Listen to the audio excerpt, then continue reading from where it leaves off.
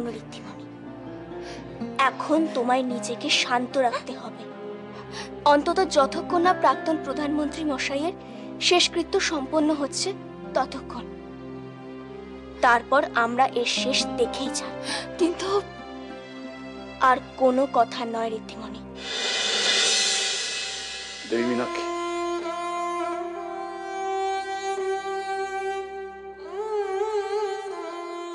আপনাকে সমবেদনা জানাবার কোনো ভাষা আমার নেই।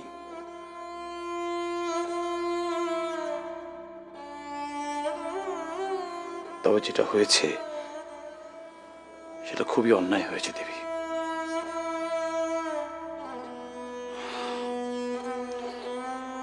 আপনার স্বামীর মতো দুটি মানুষ আমি দেখিনি দেবী মীনাক্ষী।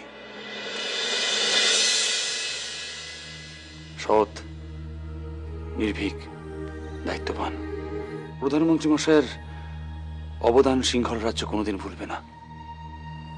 তার অভাব চিরকাল অনুভূত হবে দেবী মীনাক্ষী। সে তো হবে। সিংহলে যে প্রকৃত ভদ্র মানুষের বড় অভাব। কিন্তু প্রশ্ন হচ্ছে, হরিপুঞ্জের মানুষরা এটা করলো কিভাবে, কেন? তারাই যে এটা করেছে তার কি প্রমাণ আছে? কেন? আমি তো শুনেছিলাম যে মৃতদেহের পাশে একটি ছুরিকা পাওয়া গেছে এবং তার উপরে হরিপুঞ্জের রাজ চিহ্ন রয়েছে। ছুরিকাটা তো এদেশের কেউ রাখতে পারে। সমৃদ্ধি রাগের মাথায় সব বলে ফেলবে না তো? আমার মনে হয় এখন এসব নিয়ে ভাবা উচিত নয়। এখন সবার আগে অন্তিম সংস্কারের অনুষ্ঠানটা নিয়ে ভাবা উচিত আমাদের। এ বিষয়ে আমার একটা প্রস্তাব আছে দেবী মীনাক্ষী। যদিও আপনাদের পুত্র বর্তমান, তবুও প্রাক্তন প্রধানমন্ত্রী মশাইয়ের মুখাগ্নিটা আমি করতে চাই।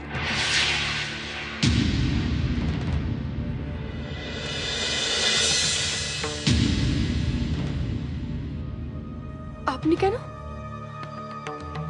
দেবী মীনাক্ষী, উনি আমার পিতার সময়কার মানুষ, তাই আমারও পিতৃতুল্য। সেই জন্যই। কোনো প্রয়োজন নেই। কেন নয় দেবী মীনাক্ষী? আমাদের দেশের যা ক্ষতি হওয়ার তা তো হয়েই গেছে। এখন যদি সবাই মিলে ওনাকে শেষ শ্রদ্ধা জ্ঞাপন করি তাতে ক্ষতি কি? আমিও চাই ওনার শেষকৃত্য ভালোভাবে সম্পূর্ণ হোক, কিন্তু এর মধ্যে রাজ পরিবারের কারোর জড়িয়ে পড়ার কোনো প্রয়োজন নেই।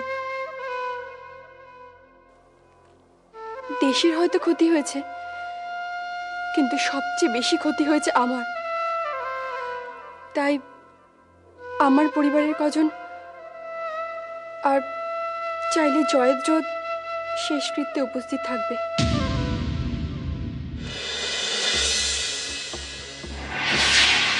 খনা, কোথায় যাচ্ছ তুমি? ভাই কাকার কাছে। কেন? তাকে সব বলতে যে আমরা সব বুঝে ফেলেছি। না খনা, আমরা সব বুঝে ফেলেছি জানতে পারলে কুমার কি করবে ভাই কাকা? কি করবে জয়? আমার প্রাণে মারবে? তা করতে পারলে করুক না। আমার নিজের দেশের জন্য আত্মবলিদান দিতেও প্রস্তুত, কিন্তু আমার দেশ জ্বলে পুড়ে ছাই হয়ে যাচ্ছে, সেটা দেখে আমি চুপ করে বসে থাকতে পারবো না জয়।